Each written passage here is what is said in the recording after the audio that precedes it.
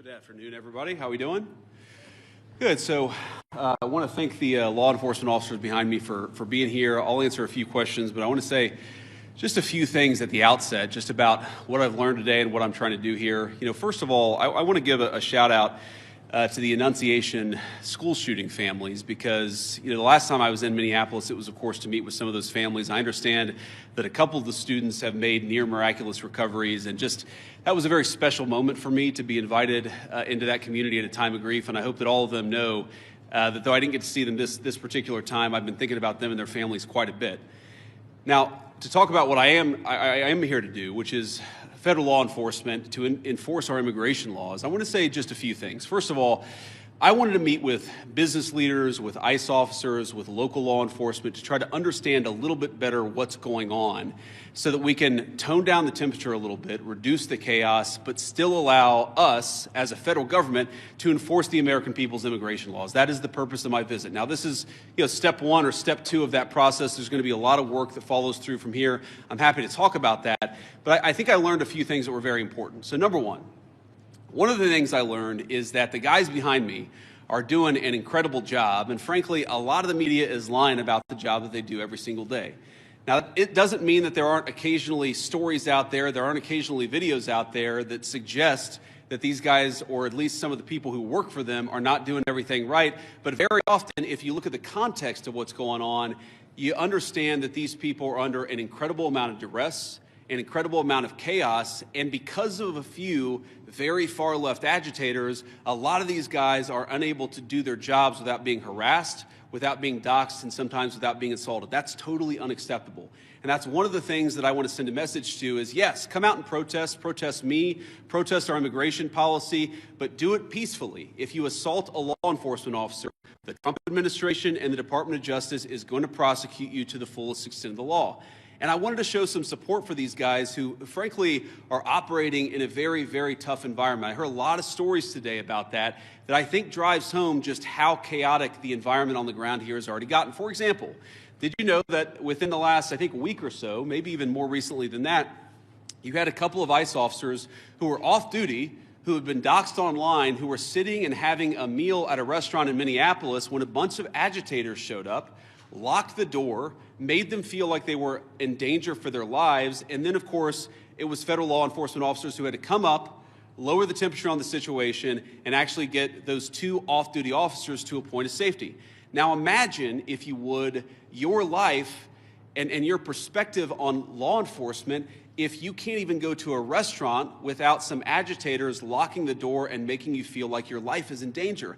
That is the environment that has been created, I think, by a lot of very, frankly, far-left people, but also by some of the state and local law enforcement officials who could do a much better job in cooperating and working. And by the way, I'm not talking about the cops, who these guys told me on the ground, the cops are very sympathetic to what they're dealing with. I'm talking about state and local elected law enforcement officials who could do a lot better job in making their lives a little bit easier. And in the process, they would make the lives of all Minneapolis residents easier, and that's what we want. We want to be able to enforce the immigration laws on the one hand, while on the other hand, we want to make sure that people in Minneapolis are able to go about their day. And I want to say just one last point on this. So I heard from a business leader today who told me a very tough story, and I think so much of what's gone wrong in Minneapolis is people not trying to understand the perspective of somebody else. Try to understand what somebody else is experiencing, whether they're a law enforcement officer or anybody in the community here in Minneapolis. So they told me a story about this manufacturing facility where an illegal immigrant was being arrested. And as these employees are going into the manufacturing facility, all of a sudden an illegal immigrant shows up. They don't know it's an illegal immigrant. And then a bunch of ICE officers descend. Now, these people just want to go to work. They want to go to work safely. And now all of a sudden there's a major law enforcement operation happening right outside their place of business. Now, from one perspective, I certainly understand why a business leader or why an employee would say, whoa, what's going on? It's a little scary, no matter your position in life, if a bunch of cop cars show up and they're arresting somebody. Now, the additional context is that we know that people online have been encouraging illegal immigrants that one way they can evade arrest is by showing up at a legitimate place of business, making it impossible for these guys to actually enforce our immigration laws. So while I can understand the perspective of somebody who doesn't want to see an arrest happen at their place of work, I can also understand the perspective of our immigration enforcement officers who have to do their job and can't allow a heckler's veto over our immigration enforcement. And so much of what's gone wrong is the failure to do that. And here's the point. We can do a good job of enforcing our immigration laws without the chaos, but it actually requires the cooperation of state and local officials. If you look at blue cities and blue states, red cities and red states, you go to Austin, Texas, or Memphis, Tennessee, you go to the state of Texas, obviously a very red state, or the state of Tennessee, a very red state, but you've got blue cities within those states, you do not have this level of chaos. The reason why things have gotten so out of hand is because of failure of cooperation between the state and local authorities and what these guys are trying to do. We have a ton of resources, a ton of ICE agents in this city right now that I would rather us not have. I'd love to send those guys home. They're not even doing targeted immigration enforcement. They are trying to protect ICE officers who are doing immigration enforcement, because when a crowd surrounds them and these guys call 911, the local officials, the local cops have been told to stand down. So we have people here who aren't even doing immigration enforcement, they're doing force protection, so that if a rioter tries to ruin the life or assault an ICE officer, they're actually protected. Now, why doesn't it make more sense for the local cops to get involved in that situation? Why not just have the mayor or the local officials tell the police officers, you know what, if an ICE officer is being assaulted by a far-left agitator, you are invited, you should actually help them. That's what would work out in any normal situation, and that's what happens in nearly every jurisdiction, red or blue, in the United States of America. The reason it hasn't happened here is because the local authorities have been told, stand down, do not help ICE, promote the violence, promote the agitation, but don't do anything to lower the temperature and lower the chaos. That's a problem. Here's another example of how the lack of cooperation between state and local officials makes it harder for us to do our job and turns up the temperature. Let's say, for example, we have a criminal migrant who is a sex offender. And let's say that we've got to go and arrest that person who, Democrat or Republican, wants a sex offender living in their community. I would assume, I would hope that most people don't. But because they're an illegal alien, we don't know their last address. We may have known their address 3 years ago, but we don't know their address now. What we'd like to do is talk to local officials and say, you know what, according to the Medicaid rolls, where was the last address this person was domiciled? Or according to a SNAP application, a food stamps application, maybe that could give us insight to where this person is today. Or maybe they had some local court trouble. We could go to the local courthouse or even the local jail and try to find where this criminal sex offender is today. The local authorities have been told, do not cooperate. So these guys are trying to go out and enforce the law. They're trying to arrest sex offenders, but they're trying to do it in an environment where local officials have been told, do not help them, do not provide intelligence about where these sex offenders might be. This is disgraceful. And there are a lot of things that all of us could do better to lower the temperature, but the number one thing that I learned today is that the best way to facilitate reasonable enforcement of the law, but also to lower the chaos in Minneapolis, would be for state and local officials to cooperate. Now, I will say, on one final positive note, I actually think that there's some hope, some reason to think that there's going to be better cooperation in the weeks and months to come. I think that because I've talked to some of the local officials here. I think there are reasons to believe that these people are going to step up and actually ask the cops to protect our ICE officers when they're being assaulted, who are going to ask the local courts to cooperate with getting criminal sex offenders out of our community. That's a good thing. That's the good news, and that's something I'm going to work on when I get back to Washington. But please, if you're a local official, if you're the mayor of this town, if you have any influence over those people, just tell them to cooperate. Because we could have immigration enforcement operate as smoothly and without the chaos that we see in Austin, Texas, or Memphis, Tennessee, or even rural parts of the state of Minnesota. All we need is a little cooperation. I guarantee we're going to do the best to be professional, to respect people's rights, to not do anything that we don't have to do in order to enforce immigration laws, but it would make our lives a lot easier, it would make our officers a lot safer, and it would make Minneapolis much less chaotic if we had a little bit of cooperation from the state and local officials. With that, I'll shut up and take some questions. Thank you, guys.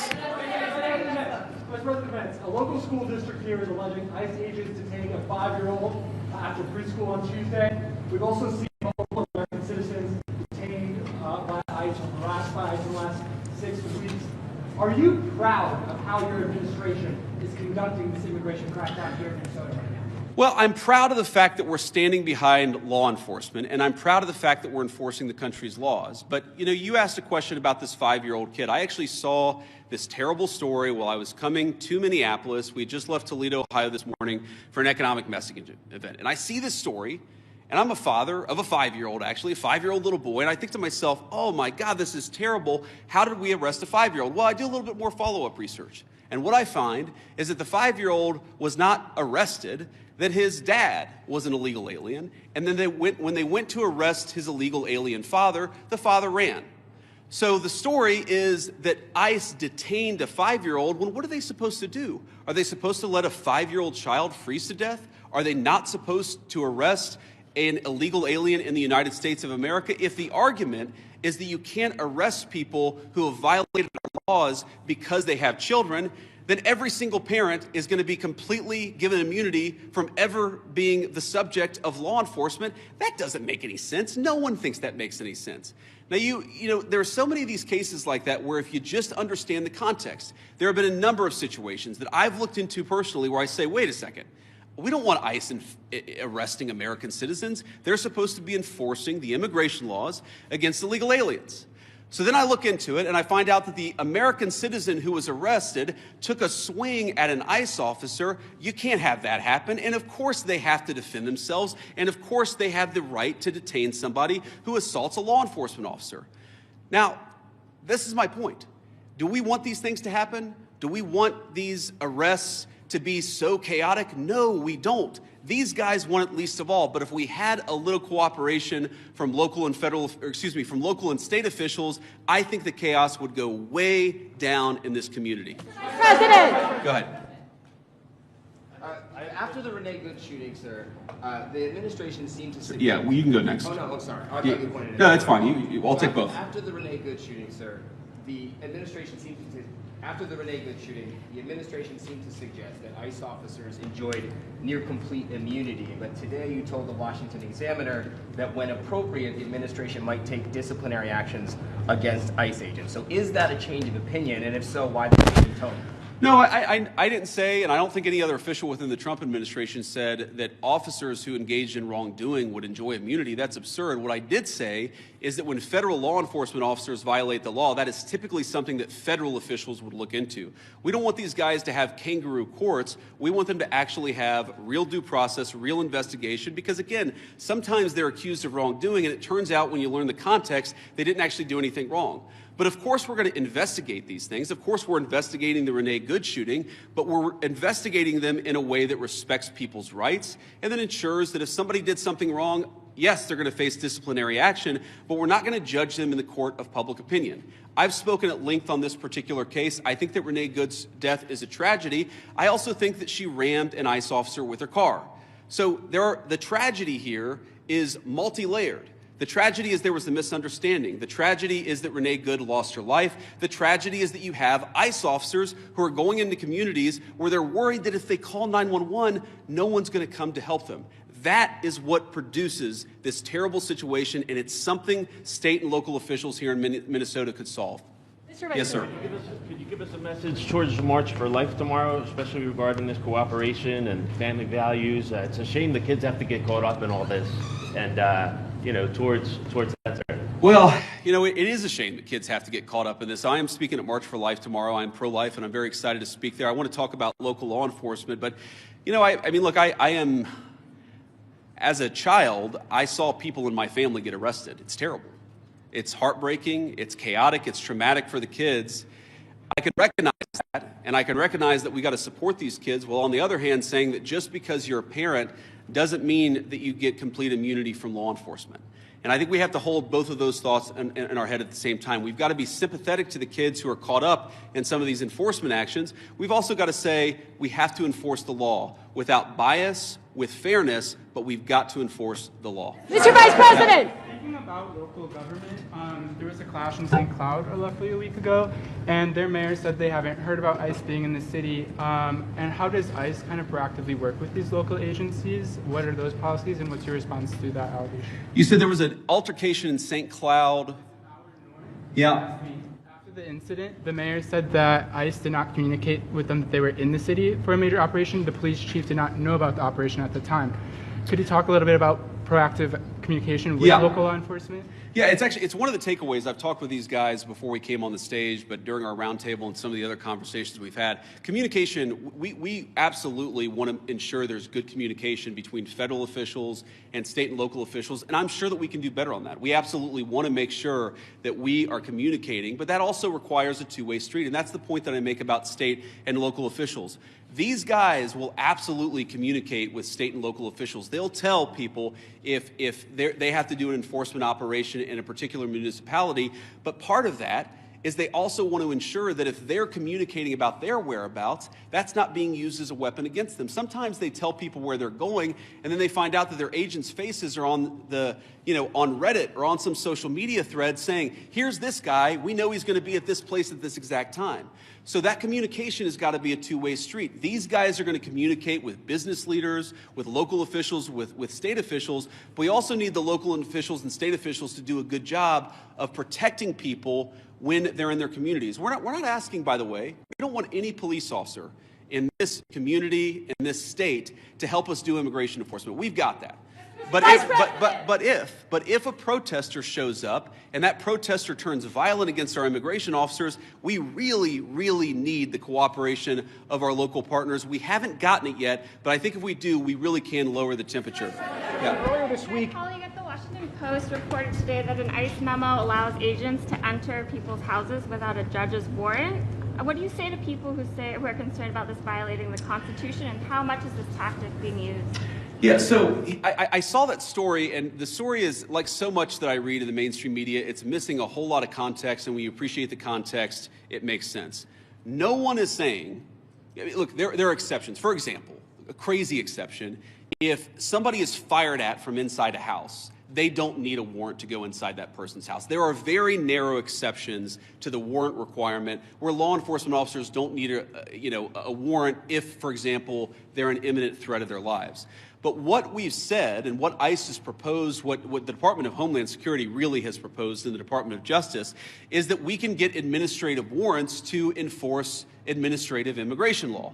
Now, it's possible, I guess, that the courts will say no, and of course, if the courts say no, we would follow that law, but nobody is talking about doing immigration enforcement without a warrant. We're talking about different types of warrants that exist in our system. Typically what happens, not always, but typically in the immigration system, those are handled by administrative law judges, so we're talking about getting warrants from those administrative law judges, and then, of course, with other cases, you get judges, or you get warrants from a judge. That's very consistent with the practice of American law. I'm sure the courts will weigh in on that, but we're never going to enter somebody's house without some kind of a warrant, unless, of course, somebody's firing on an officer or they have to do something in order to protect themselves. Follow up on that. Do you believe that you can forcibly enter with an administrative warrant, or would that be a violation of the Fourth Amendment? Well, our understanding is that you can enforce the immigration laws of the country under an administrative order if you have an administrative warrant. That's what we think. That's our understanding of the law. That's our best faith attempt to understand the law. Again, this is something courts will weigh in on.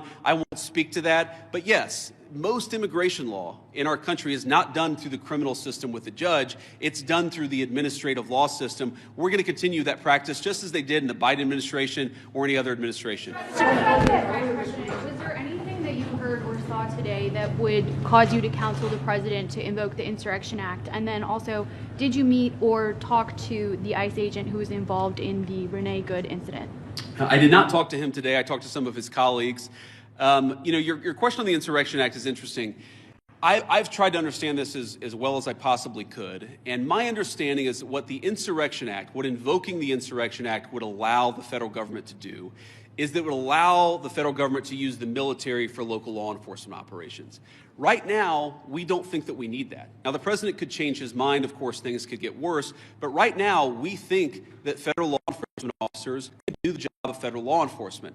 Now, what I do worry about, again, is if the chaos gets worse, if more and more ICE agents start getting assaulted, if other law enforcement officers start getting assaulted, that would be a real problem.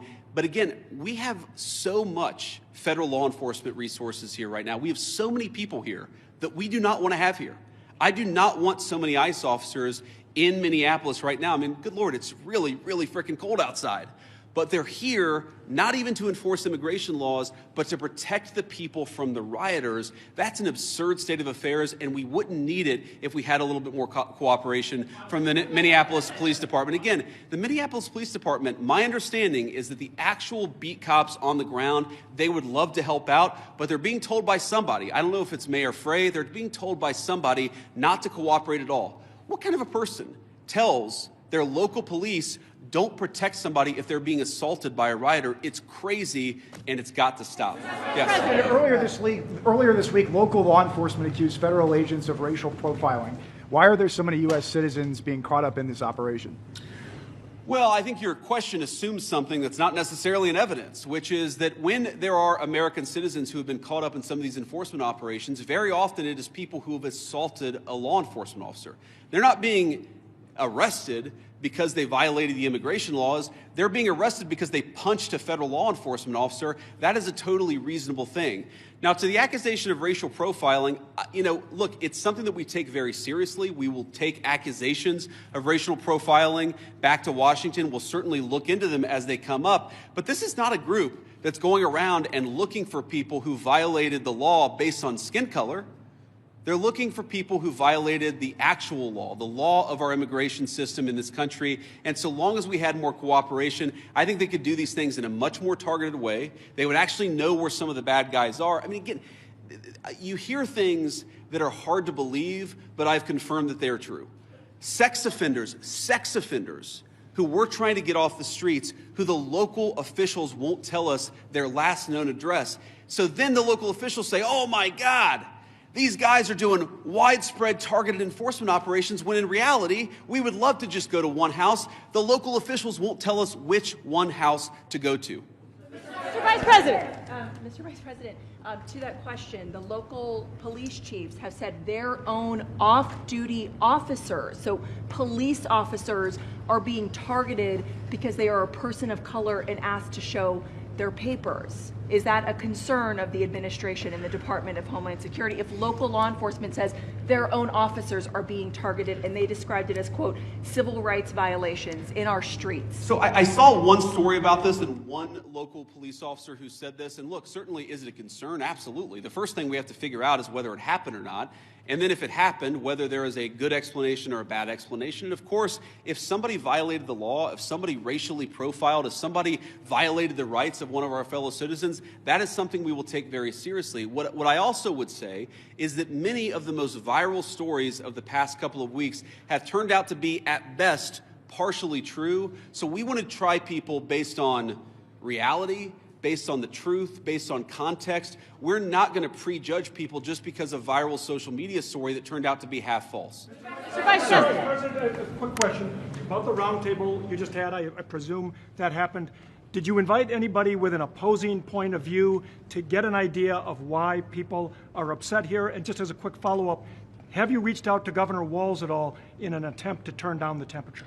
So I haven't talked to Governor Walz on this particular trip. A number of members of our administration, I believe our chief of staff, spoke to the governor and has been in constant contact with his staff over the past week. We've been in my office in constant contact with people here on the ground in Minneapolis. There were certainly people at our roundtable with opposing views, and look, I don't even know, whether it's public, but yes, we met with people with opposing views here at the roundtable. I wanted to get a perspective from everybody, but also, of course, offer my opinion that with a little bit more cooperation, we could lower the chaos. We're going to keep on doing that. If Governor Walz wants to call me, we'll absolutely continue talking. I will say that my sense of this situation, having talked to these guys for a long time, is this is primarily a law enforcement issue. This is the Attorney General, this is the local mayor, this is all of the organs of local and state law enforcement. That's who we focus on, but we've certainly been in communication with the governor and his office as well. Vice President. Yeah. So local law enforcement obviously hasn't been really helping out with the agents who've been assaulted repeatedly.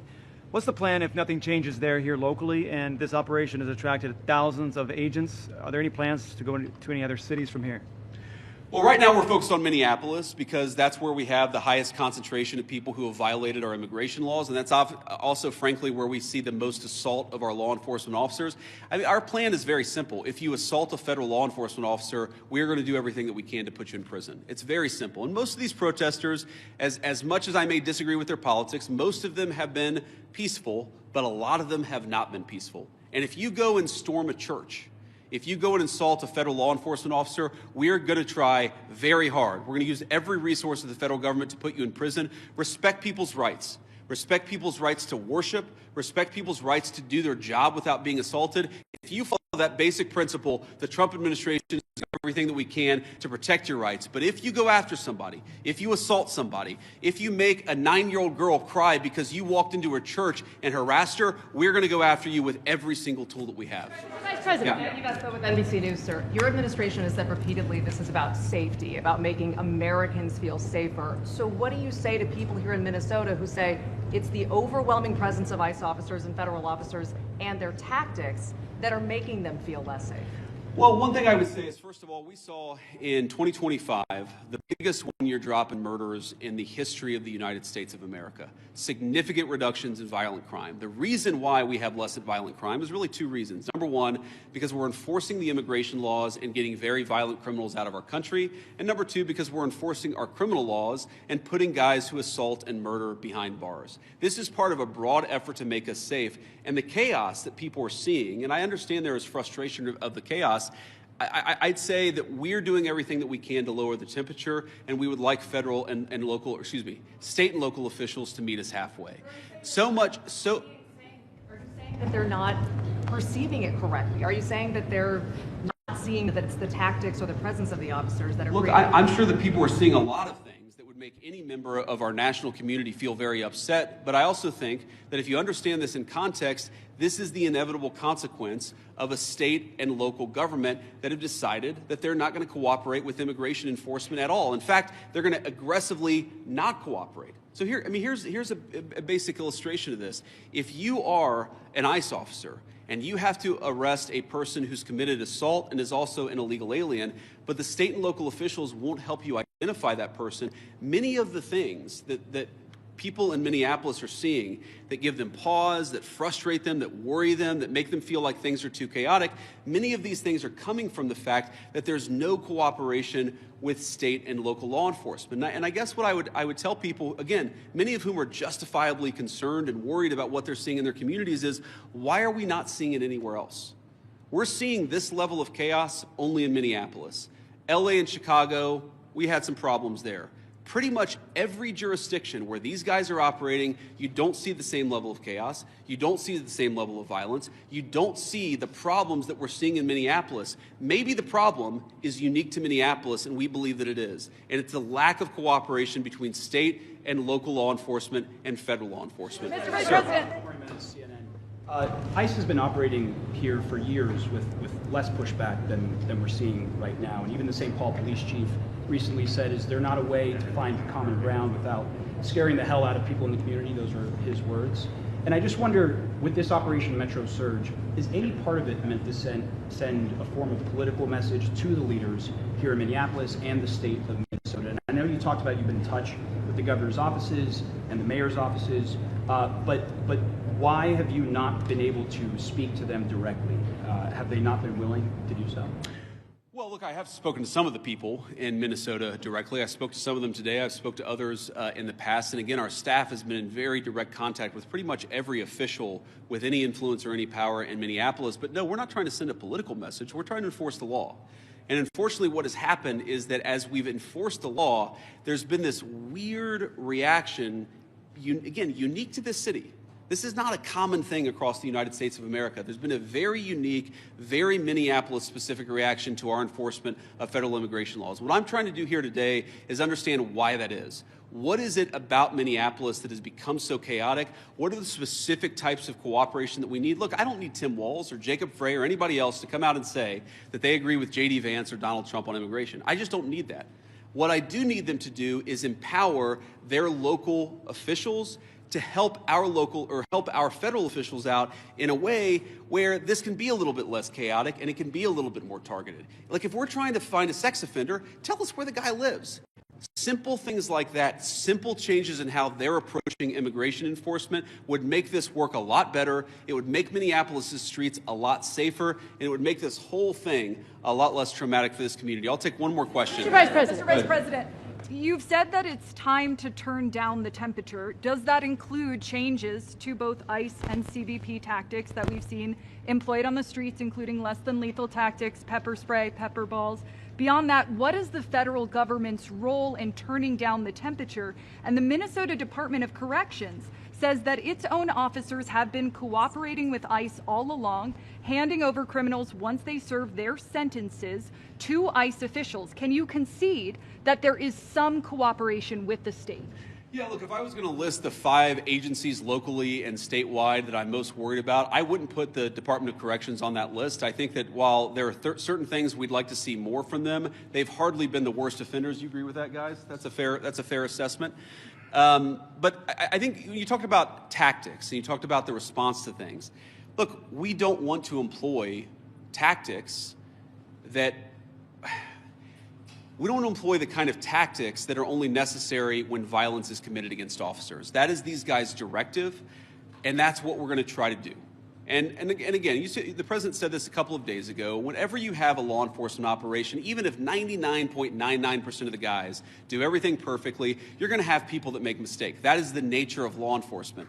What I do think that we can do is working with state and local officials, we can make the worst moments of chaos much less common, and all they've got to do is meet us halfway. These guys want to communicate with them. They want to talk to the local business leaders. Many of these guys, many of the people standing behind me are members of the Minneapolis community. Many of the officials that I met today who work in federal immigration enforcement, this is their home. They love this place. These are their neighbors. They want this to work a lot more smoothly. I think that we can get there. We just got to work at it a little bit, and we need some cooperation from state and local officials. The last thing that I'll say is I just hope they give it. This is a beautiful city. I've only been here a few times. I love it. Even in this weather, I love Minneapolis. We could do a lot better. We could do a lot more with more cooperation. The Trump administration, the directive that I got from the President of the United States is meet these guys halfway.